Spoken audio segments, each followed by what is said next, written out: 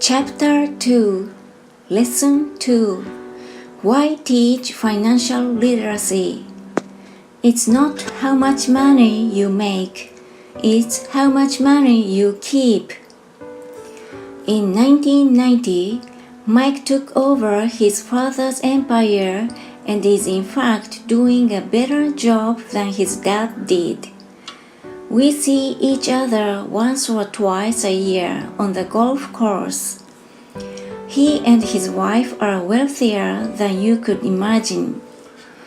Rich Dad's empire is in great hands, and Mike is now grooming his son to take his place as his dad had groomed us. In 1994, I retired at the age of 47, and my wife Kim was 37. Retirement does not mean not working. For us, it means that barring unforeseen cataclysmic changes, we can work or not work, and our wealth grows automatically, staying ahead of inflation. Our assets are large enough to grow by themselves. It's like planting a tree. You water it for years, and then one day it doesn't need you anymore. Its roots are implanted deep enough. Then the tree provides shade for your enjoyment. Mike chose to run the empire, and I chose to retire. Whenever I speak to groups of people, they often ask what I would recommend that they do. How do I get started? Is there a book you would recommend? What should I do to prepare my children? What is your secret to success? How do I make millions? Whenever I hear one of these questions, I reminded of the following story. The Richest Businessman. In 1923, a group of our greatest leaders and richest businessmen held a meeting at the Edgewater Beach Hotel in Chicago.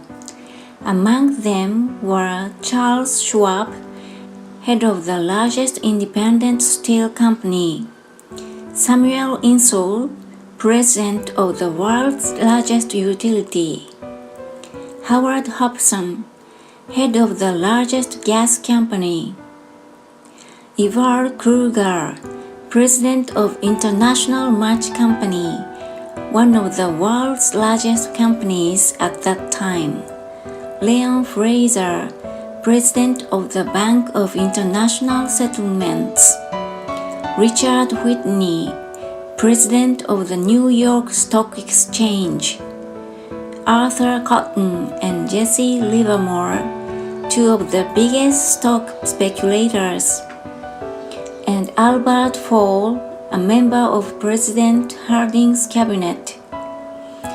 25 years later, 9 of these titans ended their lives as follows. Schwab died penniless after living for 5 years on borrowed money. Insull died broke in a foreign land, and Kruger and Cotton also died broke. Hobson went insane. Whitney and Albert Fall were released from prison, and Fraser and Livermore committed suicide. I doubt if anyone can say what really happened to these men. If you look at the date, 1923, it was just before the 1929 market crash and the Great Depression, which I suspect had a great impact on these men and their lives. The point is this: today we live in times of greater and faster change than these men did. I suspect there will be many booms and busts in the coming years that will parallel the ups and downs these men faced. I am concerned that too many people are too focused on money and not on their greatest wealth, their education. If people are prepared to be flexible, keep an open mind and learn, they will grow richer and richer despite tough changes. If they think money will solve problems, they will have a rough ride. Intelligence solves problems and produces money. Money without financial intelligence is money soon gone. Most people fail to realize that in life, it's not how much money you make, it's how much money you keep. We've all heard stories of lottery winners who are poor, then suddenly rich, and then poor again. They win millions, yet are soon back where they started. Or stories of professional athletes who at the age of 24 are earning millions but are sleeping under a bridge 10 years later. I remember a story of a young basketball player who a year ago had millions. Today, at just 29, he claims his friend's attorney and accountant took his money, and he was forced to work at a car wash for minimum wage. He was fired from the car wash because he refused to take off his championship ring as he was wiping off the cars. His story made national news and he is appealing his termination, claiming hardship and discrimination. He claims that the ring is all he has left, and if it was stripped away, he will crumble. I know so many people who became instant millionaires, and while I am glad some people have become richer and richer, I caution them that in the long run, it's not how much money you make, it's how much you keep and how many generations you keep it. So when people ask, where do I get started? Or tell me how to get rich quick, they often are greatly disappointed with my answer. I simply say to them what my rich dad said to me when I was a little kid. If you want to be rich, you need to be financially literate. That idea was drummed into my head every time we were together.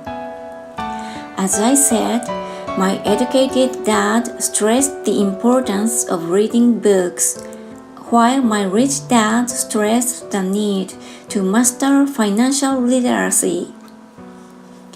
If you are going to build the Empire State Building, the first thing you need to do is dig a deep hole and pour a strong foundation.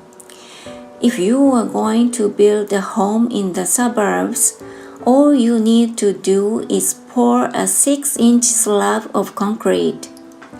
Most people, in their drive to get rich, are trying to build an Empire State Building on a 6-inch slab. Our school system, created in the agrarian age, still believes in homes with no foundation. Dirt floors are still the rage. So kids graduate from school with virtually no financial foundation. One day, sleepless and deep in debt in suburbia, living the American dream, they decide that the answer to their financial problem is to find a way to get rich quick. Construction on the skyscraper begins. It goes up quickly and soon, instead of the Empire State Building, we have the Leaning Tower of suburbia. The sleepless nights return. As for Mike and me, in our adult years, both of our choices were possible because we were taught to pour a strong financial foundation when we were just kids. Accounting is possibly the most confusing, boring subject in the world. But if we want to be rich long term, it could be the most important subject. For Rich Dad, the question was how to take a boring and confusing subject and teach it to kids. The answer he found was to make it simple by teaching it in pictures.